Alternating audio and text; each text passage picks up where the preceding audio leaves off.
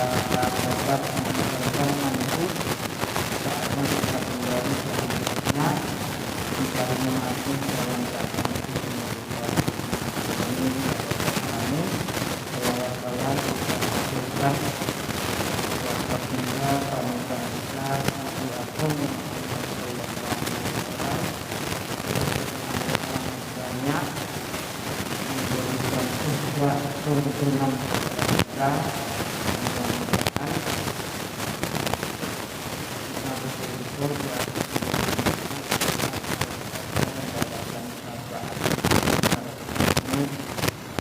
Lanjutkan kita dalam waktu yang sangat singkat ini, kita masih berada di bab doa menjelang tidur.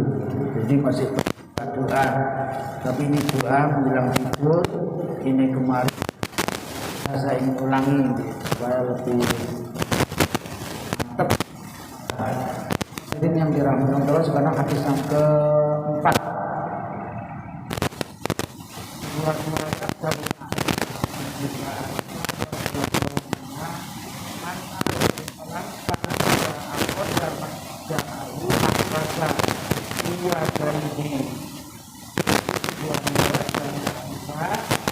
Beliau bercerita, katanya Aisyah, Rasul itu kalau mau tidur, beliau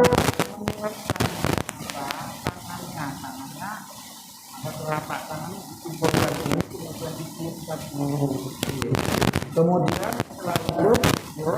setelah itu muawidatan. Kemudian beliau membacakan di tangan itu al-muawidatan al-muawidatin kul a'udzu birabbil falaq dan kul a'udzu birabbin nas. Dua itu dibacakan itu, kemudian wa masaka beliau mengucapkan dengan telapak tangannya itu jasa tahu di seluruh badannya atau ini tadi di riwayat yang lain nanti akan lebih panjang lagi. Ini diriwayatkan ungkapan Allah bahkan perlu para ahli hadis. Tapi di dalam riwayat yang lain, anna Nabi Sallallahu Alaihi Wasallam kita arah dalam riwayat ini. Dalam riwayat yang lain disebutkan ketika bulan atau makan setelah tidurnya, kulla lailatin setiap malam jamaah kafaihi beliau mengumpulkan kedua telapak tangannya, summa nafasa kemudian beliau meniupkan fihima kepada kedua telapak tangan itu faqara'a fihima membacakan di telapak tangan itu qul huwallahu ahad. Nah ini yang di atas tadi tidak ada, ini di sini ada qul huwallahu ahadnya, wa qul a'udzu birabbil falaq wa qul a'udzu birabbin nas. Summa masa'a bima mastata'a min jasadi. Kemudian diusapkan di tubuh beliau mana bagian yang bisa diraihnya, diusap-usapkan yabda'u bima, olehnya mengusapkan itu beliau memulai ala ra'sihi kepalanya dulu, wa wajhihi kemudian wajahnya, wa ma aqbala min jasadi dan semua di jasadnya yang bisa beliau raih yang aludalika salah samarotin diusapkan sebanyak 3 kali. Ini riwayatnya ada 2. Kalau yang di atas tadi tanpa kulallah, yang di sini dengan kulallah ahad. Hadisnya sama-sama disepakati oleh seluruh para ahli hadis. Nah, ini tinggal mengamalkan, ini yang mudah-mudah. Nah, sekarang pindah yang kelima, ini rada angel nggih. Rada angel, tapi kalau kita sudah membiasakan menjadi ringan, tidak angel lagi. Sebuah riwayat dari Imam Barra Ibnu Azib, Barra bin Azib radhiyallahu anhu qala. Barra berkata, kata Imam Barra, qala li Rasulullah sallallahu alaihi wasallam. Rasul pernah berkata kepadaku, kata Imam Barra, idza ataita majja'aka, kalau kau mapan ke tempat tidurmu fatawaddo lan iki sing rada angel, wudu sik iki. Wudu akali salat seperti salat. Mumpah lek jek manten anyar ya ndak apa-apa. Nggih. Ini perintahnya wudu. Dene kok nanti sudah mapan tidur mau lapo-lapo sama istrinya ya monggo rapopo, sing penting mau berangkat wudu itu wudu seperti wudunya untuk sholat. Summa ittoja'a, kemudian beliau memiringkan badannya ala sikikal aiman ke tubuh bagian kanan bumi. Wakul lan niki hadirin niki sing kula waca lek mau tidur. Kemudian bacalah Allahumma aslamtu nafsi ilaika. Nggih. Ya Allah, aku memasrahkan diriku kepadamu. Wa fawattu amri ilaika, dan juga memasrahkan seluruh urusanku kepadamu. Jadi semuanya diserahkan kepada Allah. Wa ja'tu dhari ilaika, dan aku membaringkan tubuhku semata-mata karena kau.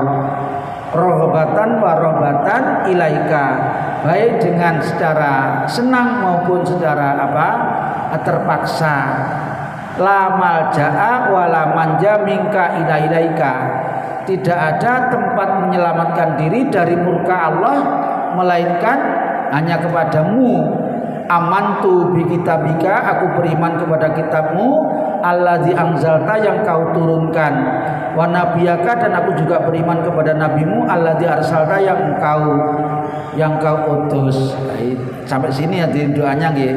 Jadi ini yang saya juga dulu hafalkan. Allahumma aslamtu nafsi ilaika wa fawattu amri ilaika wa ja'tu dhari ilaika rabbatan wa rabbatan ilaika la malja wa la manja minka ilaika amantu bi kitabika alladzi anzalta wa nabiyyaka alladzi arsalta. Sampai sini. Terus wa imita lagi. Ini doa ini dijadikan akhir ucapan. Lewis mari ngomong doa ini aja ngomong apa meneh. Lah, kalau panjenengan baca ini mau tidur, ternyata ndak bangun lagi, langsung dicabut nyawanya oleh Allah, mati. Maka minta alal fitrah, kau mati dalam keadaan fitrah, husnul khotimah. Ini ya. Wa ja'alhunna akhira matakul, dan jadikanlah doa ini sebagai sebagai akhir daripada apa yang kau ucapkan. Kalau mati gak ngelilir maneh, matinya husnul khotimah. Tapi lek diparingi bisa ngelilir, berarti tidak mati, bisa hidup lagi. Nanti hidupnya lebih semangat, lebih terengginas daripada sebelum tidur. Ini ilmu, monggo kalau memang berniat untuk diamalkan rodok dawa, tapi perlu ngapalna dhisik. Lek boten ditulis, ditaruh dekatnya tempat tidur, lek mau tidur baca. Ngaten kula dulu nggih. Juga sama disepakati oleh seluruh para ahli hadis muttafaq alaih. Kita lanjutkan. Yang ke-6. Sebuah riwayat dari Anas radhiyallahu anhu, Nabi sallallahu kana idza awa ila firashihi qala. Nabi kalau mapan ke tempat tidurnya, beliau berdoa atau berdoa alhamdulillahilladzi at'amana wa syaqana. Jadi hampir sama dengan doanya makan. Segala puji milikmu ya Allah, yang telah memberikan makan kepada kami dan minum kepada kami, wa kafana wa awana, dan yang mencukupi kami segala macam kebutuhan kami. Fakam, dan betapa banyaknya miman lakafi, orang-orang yang tidak dapat berkecukupan, lahu wala mu'addiya wala mu'miyah, dan tidak dapat perlindungan. Ini ada doanya tidur kayak doane mau makan. Tinggal mengamalkan. Hadisnya diriwayatkan oleh Imam Muslim. Kemudian yang ke-7, sebuah riwayat dari Imam Hudzaifah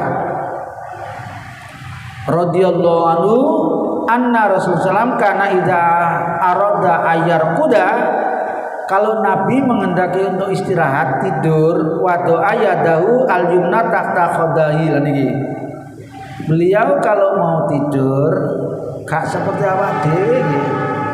Awak dhewe gak bantale dukur terus empuk gak iso turu. Rasul ndak, ininya yang dibuat bantal, miring nengen ngeten. Ininya yang dibuat bantalan. Jadi beliau berbaring ke sebelah kanan, kemudian tangannya ditaruh di bawah kepalanya sebagai bantalnya. Sumayakul. Nah, setelah kayak gini kemudian beliau berdoa. Doanya ini, Allah makini ada baka yauma tumasu ibadat. Allah, ya Allah, lindungilah kami, lindungilah aku dari siksamu nanti di hari kiamat ketika para makhluk kau bangkitkan. Rawahu Tirmidzi, makalah hadisnya adalah hadis hasan. Ya, tinggal mengamalkan. Doanya ini pendek. Allah makini adabaka yaumal tubasu ibadatik. Apa ini? Kembali. Nah, oke. Kemudian selanjutnya hadirin, kita akan pindah kepada bab doa-doa. Sebelum masuk kepada bab doa-doa, ada yang perlu dibahas, ditanyakan? Tidak ada. Oh, ada, monggo silakan nggih. Kita tunggu. Nggih, pun. Kalau mapan tidur, lalu hendak membaca doa itu apa harus wudu dulu? Ambil air wudu. Ya, ya. Dah. Nah. Tengah malam bangun Wudu lagi. Nggih, hadirin. Nggih, terus pun sudah. kalau tidur apakah kepalanya menghadap ke barat seperti malam malam Ya. atau bukan? Terima kasih. Nggih. Sebetulnya perintahnya sendiri-sendiri nggih.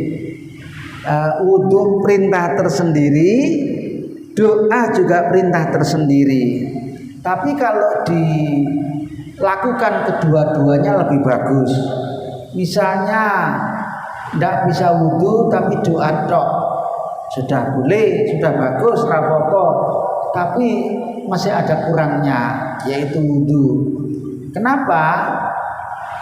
Wudu punya keistimewaan yang luar biasa. Orang kalau kemarin sudah dibahas, orang kalau mau tidur wudu dulu, orang tidur yang sudah wudu itu dilindungi oleh malaikat dan didoakan oleh malaikat. Jadi masih agak berdoa, kalau dia sudah wudu maka didoakan oleh malaikat. Bahkan di riwayat yang lain, malaikat itu ada yang bertempat di antara kita dan selimut kita. Itu orang yang mau tidur wudu. Jadi malaikatnya menjaga dan didoakan oleh malaikat kepada Allah supaya disayangi dan diampuni dosa-dosanya.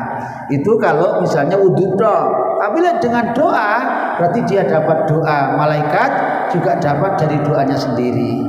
Kalau wudu. Sekarang yang kedua, kalau misalnya malam bangun, terus ke kamar kecil mau tidur lagi, apakah wudu lagi? Sebener iya sebetulnya, tapi biasanya angel. Soalnya lelir buang air kecil, terus wudu lagi, tidurnya angel malian. Saya pernah ya. Jadi ya kalau saya misalnya bangun malam ngelilir itu ya, terus buang air kecil tidur lagi, saya jarang wudu. Ya kadang-kadang iya, cuma saya trauma kalau wudu ya itu tadi turunnya meneh angel, mereka ngantuknya hilang di wudu niku mau. Jadi lek iso ya wudu, kalau ndak bisa utamanya yang pertama tadi, mau tidur yang pertama itu yang wudu, yang harus wudu. Yang kedua kalau bisa juga wudu, kalau enggak ya wis ra iso. Cuma sudah malaikatnya sudah tidak menyertai lagi, ngerti nggih? Jadi wudu itu sunnah, tapi kalau bisa melakukan dijaga oleh malaikat dan didoakan kepada Allah Subhanahu wa taala. Ngerti nggih? Ada lagi? Mbon? Itu mic-nya. Nggih, monggo.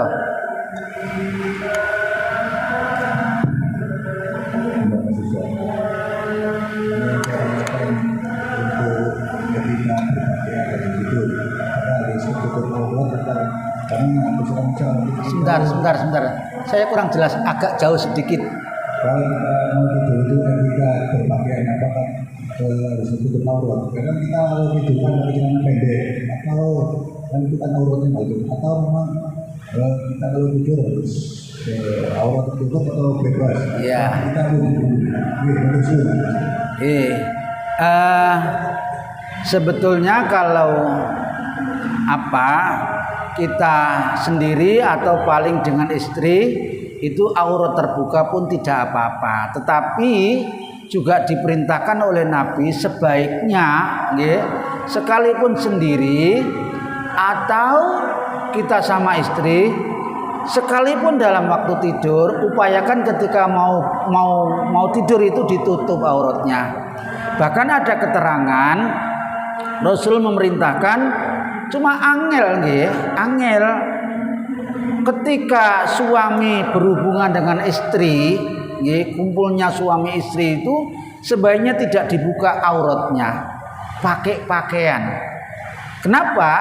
Karena ketika kita tidur sekalipun sendirian, itu malaikat menyertai kita. Kalau kita ngerti malaikat ketok, kita akan malu kepada malaikat. Maka sebaiknya aurat kita ditutup ya. Kalau masih mau berangkat tidur, ini kok nanti ketika sudah tidur terbuka ya, wallahu alam, kita tidak ngerti. Sebaiknya ditutup.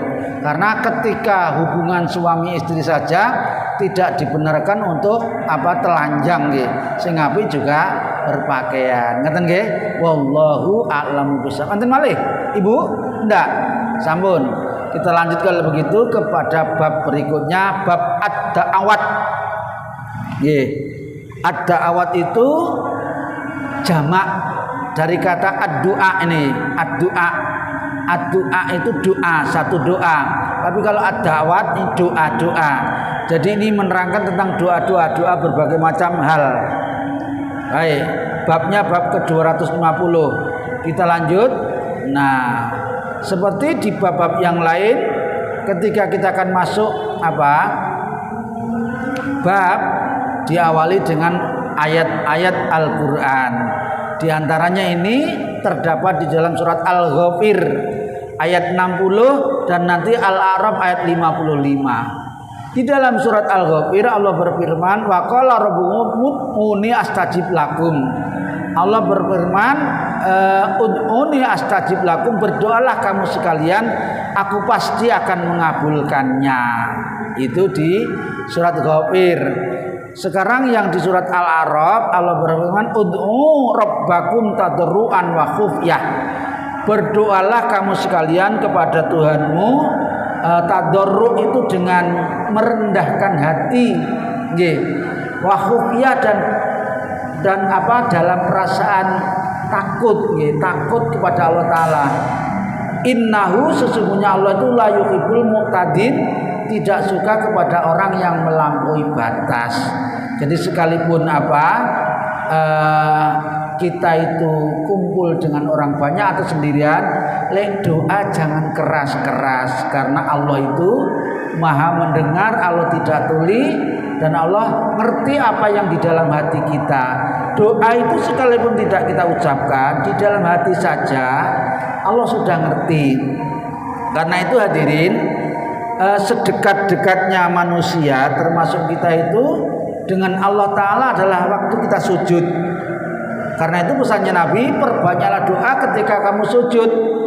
Tapi kalau kita berdoa di dalam sholat, termasuk di dalam waktu sujud itu harus dengan bahasa Al-Quran atau bahasa Arab. Lah nek durung iso, nggih, karena duwe karep awake tapi apa bahasa Arabnya ora ngerti, doa dengan bahasa apa saja. Jawa ya Jawa, Madura ya Madura, tapi di dalam hati saja, jangan dilesankan. Jadi doa selain Arab tidak boleh dilafalkan dengan lesan, dengan hati. Allah ngerti sekalipun doa kita dengan hati.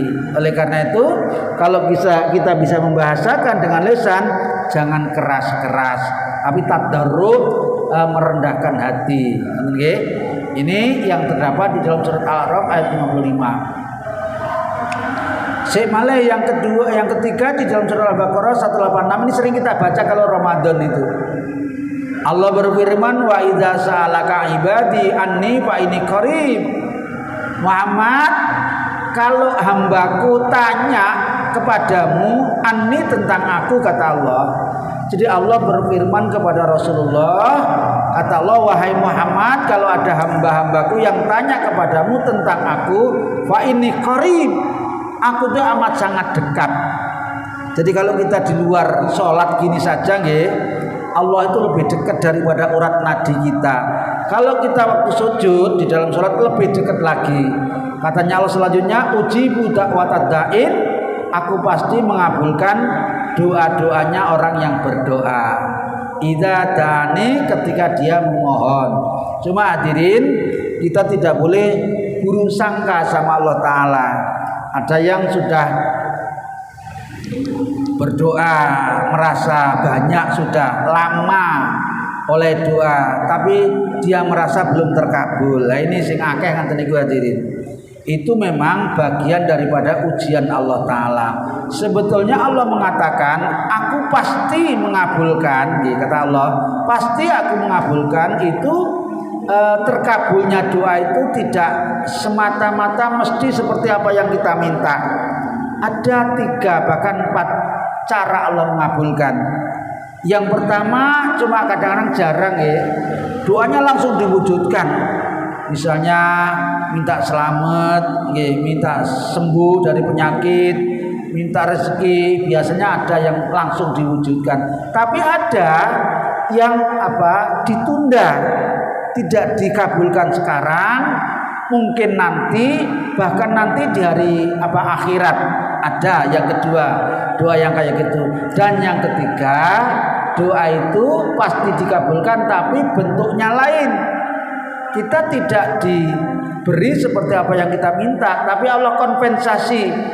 Kita tidak diberi apa yang kita minta, tapi Allah selamatkan kita.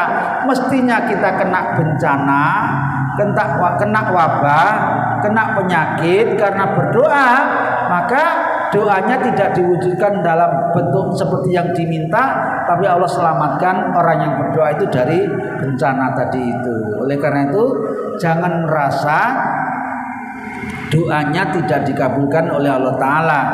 Karena di dalam satu hadis qudsi Allah berfirman, aku ini, kata Allah, terserah prasangka hambaku kepadaku. Ya, terserah. Kalau hambanya menyangka Allah tidak mengabulkan, Allah jadi tidak mengabulkan, betul. Karena hambanya sudah menyangka kayak gitu. Karena itu mari kita berprasangka baik kepada Allah. Allah pasti mengabulkan doa kita, supaya kita tidak terkena murka Allah Subhanahu wa Ta'ala. Yang keempat terdapat di dalam surat An-Naml ayat 62. Allah Ta'ala berfirman, aman atau siapakah yujibu, yang memperkenankan mudorro, doa orang-orang yang dalam kesulitan, idza da'a, ketika dia berdoa kepada Allah, yaksibu as-su'a, dan yang membebaskan dari keburukan. Ini diantara ayat-ayat yang menerangkan tentang doa. Jadi ada 4 di bab ini saja. Sebetulnya masih banyak hadirin yang lain, tapi memang biasanya tidak disebutkan semuanya untuk menyingkat keadaan. Selanjutnya kita masuk kepada hadis-hadis atau riwayat-riwayatnya. Yang pertama,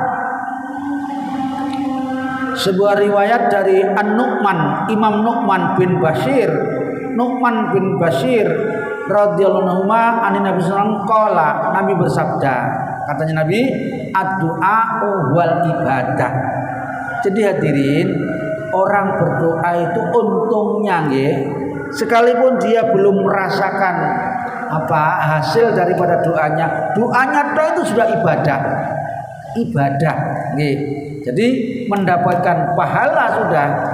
Karena itu jangan sampai tidak berdoa, karena orang yang berdoa itu untungnya di samping mendapatkan apa yang dia minta, dia berdoa sendiri itu sudah dinilai sebagai orang ibadah. Jadi ad-du'a'u mukhul ibadah, ad-du'a'u wal ibadah. Hadisnya diriwayatkan Abu Dawud, Tirmidzi, hadisnya hasan sahih. Yang kedua, Wan Aisyah radhiyallahu anha qalat. Aisyah berkata, karena Rasulullah SAW yastahibbu menyukai al-jawami'ah. Jadi Rasul itu menyukai doa yang digabung, yang diringkes. Minat du'ai wa yad'u ma siwa dalika, Allah tidak suka malahan kalau ada orang yang mintanya dirinci-rinci. Misalnya, ya Allah, aku minta anak ya Allah yang tinggi, yang ganteng atau yang cantik, yang cerdas, Allah justru lebih suka ketika ada orang yang minta anak itu adalah yang sholihan dohiran wa batinan, diropel sudah. Dan Allah mengajarkan yang kita sering sebut dengan doa sabu jagat itu, Rabbana atina, itu doa ringkes.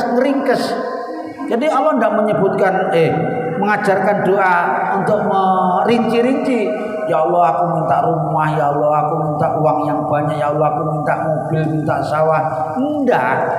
Allah cuma mengatakan di dunia hasan, di dunia ini baik ya Allah, di dunia ini sukses ya Allah. Lah sukses ini macam-macam. Mungkin uangnya banyak, mungkin keluarganya harmonis dan lain sebagainya. Pokoknya hasanah di dunia dan di akhirat juga hasanah. Tapi Allah menambahi waqina adzabannar, selamatkan kami dari siksa api neraka. Kenapa ditambah kayak gitu? Karena orang yang masuk surga itu macam-macam. Ono sing langsung masuk surga tanpa mampir di neraka, tapi tidak sedikit orang yang masuk surganya masuk di neraka dulu. Dan masuknya di neraka itu macam-macam, ada yang sebentar, ada yang agak lama, tergantung dosanya. Karena itu kita dimintakan untuk meminta yang tanpa mampir ke dalam neraka. Waqina ada benar. Itulah maka kalau bisa doa itu digabung saja, dirangkep saja, dijamak saja. Jangan dirinci-rinci situ-situ ngoten nggih. Itu malah kurang disukai oleh Allah Subhanahu wa taala. Ini hadisnya yastahibul jawami, yang mencakup segala maksud, minat doa wa yad'uma siwa dalika. Rasul meninggalkan doa yang tidak digabung itu. Wallahu a'lam bishawab. Selanjutnya yang ketiga, Anas, sebuah riwayat dari Imam Anas radhiyallahu anhu, karena aksaru doain Nabi sallallahu alaihi wasallam, kebanyakan doanya Nabi yang sering dibaca oleh Nabi gini. Cuma Nabi kalau membaca bukan Rabbana tapi Allahumma atina fid dunya hasanah wa fil akhirati hasanah wa qina adzabannar. Ini untuk membedakan antara ayat Al-Qur'an dengan doa. Karena itu doa ini kalau mau dibaca waktu sholat sujud itu bagus panjenengan baca ini. Lek baca lah iso, jangan hanya sekali, diulang-ulang sampai 3 kali 7 kali. Allahumma atina gitu.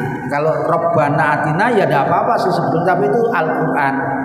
Di dalam sholat sebaiknya baca doa selain yang ada di dalam Al-Qur'an. Allahumma atina fid dunya hasanah wa fil akhirati wa qina adzabannar. Muttafaq alaih. Zada Muslim, Imam Muslim menambahi riwayati dalam riwayatnya qala wa kana Anasun idza arada ayyan wa bid'awatin da'a biha wa idaratu bid'ain da'a biha. Jadi Imam Anas ketika dia berdoa, baik yang dirinci-rinci maupun yang digabungkan, beliau selalu baca dengan doa ini, atina fid dunya hasanah wa fil akhirati hasanah wa qina adzabannar. Wallahu a'lam bishawab. Yang keempat, sebuah riwayat dari Ibnu Mas'ud radhiyallahu anhu, Nabi sallallahu alaihi wasallam yaqulu, katanya Ibnu Mas'ud, Rasul mengajarkan kepada beliau untuk selalu baca doa ini, Allahumma inni as'alukal huda wattuqa wal afafa wal ghina. Bacane nggih apal nggih? Allahumma inni as'alukal huda, ya Allah aku mohon kepadamu huda. Al huda itu artinya petunjuk. Jadi mohon petunjuk kepada Allah Taala, wa taqwa, dan untuk bisa menjadi orang yang bertakwa, wal afafa, dan orang yang sehat, wal ghina, dan berkecukupan. Cukup ya, cukup itu lebih daripada kaya. Kaya belum tentu cukup. Nggih, wis urung iso tuku apa yang diinginkan, tapi kalau cukup mau beli pesawat ya cukup, cukup. Nggih. Maka sing apik minta itu berkecukupan. Allahumma inni as'alukal huda wa tuqal wal ghina. Saya juga baca ini hadirin, kalau bisa panjenengan baca juga. Ini juga boleh dibaca ketika kita waktu sujud. Allahumma inni as'alukal huda wa tuqa wal afafa wal ghina. Bagian daripada doa yang dibaca oleh Rasul, hadisnya diriwayatkan oleh Imam Muslim. Wallahu a'lamu bishawab. Tinggal mengamalkan suakeh doa yang kita pelajari. Selanjutnya yang ketujuh, Wan Abi Hurairah radhiyallahu anhu dan sallallahu qala ta'awwadu billahi min jahdil bala. Nah, mohonlah perlindungan kamu sekalian dari beratnya bencana. Bala itu bencana, macam-macam bencana. Ada tanah longsor, ada gempa bumi, ada angin topan, segala macam yang menyedihkan, menyakitkan, itu namanya jahdil bala. Wadarkil saqaq, dan mengalami kesengsaraan. Mohon perlindungan kepada Allah agar dilindungi dari kesengsaraan. Jadi doanya Allahumma inni a'udzubika min jahdil bala wa darkil asqa, ngoten nggih. Wasuil qada, dan qada ketetapan Allah yang jelek. Allah itu sudah menetapkan kepada kita qada namanya. Di dalam bahasa lain disebut dengan takdir. Tapi qada atau takdir itu Bapak Ibu sekalian ada dua nih. Ada kodok-kodok yang istilahnya mubrom. Mubrom itu kodok atau ketetapan Allah yang sudah tidak bisa dirubah lagi. Kaisok bisa ya Allah Ta'ala. Kayak kita yang ditetapkan sebagai laki-laki, panjenengan njaluk dadi wong wedok kaisok. Walau sampai mati kaisok. Demikian pula sebaliknya. Nggih. Kita sudah dilahirkan oleh ibu kita, kita protes sama Allah minta dilahirkan lagi, apa ya iso. Ini namanya kodok mubrom. Matahari terbit dari timur, tidak bisa kita akan minta. Pokoknya sing gak iso diminta itu namanya kodok mubrom. Ada yang kodok mu'alak. Mu'alak itu tergantung. Artinya kodok-kodok yang masih bisa kita rubah. Seperti kita semua ketika dilahirkan itu bodoh, gitu. Kodoknya bodoh waktu lahir, tapi itu masih mu'alak, tergantung kita. Kalau kita mau merubah, menjadi orang yang tidak bodoh, yang pinter, pinternya pun tergantung kita. Ada orang yang merubah kebodohannya menjadi orang yang pinter, tapi pinternya pinter agama misalnya. Ini namanya merubah kodok kepada kepintaran agama. Ada ketika kita dilahirkan melarat, miskin, bahkan fakir, gak duwe apa-apa, itu masih bisa dirubah dengan upaya kita. Karena itu Allah memerintahkan untuk berikhtiar atau berusaha.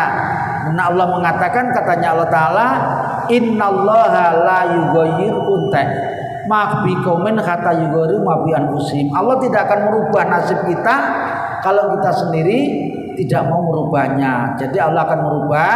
Karena itu ada orang yang kaya, yang pintar dan lain sebagainya, karena mereka berikhtiar, berupaya untuk merubah nasibnya masing-masing. Mohon maaf karena waktunya sudah habis, kita akhir sampai di sini. Insya Allah dilanjutkan pada kesempatan yang akan datang.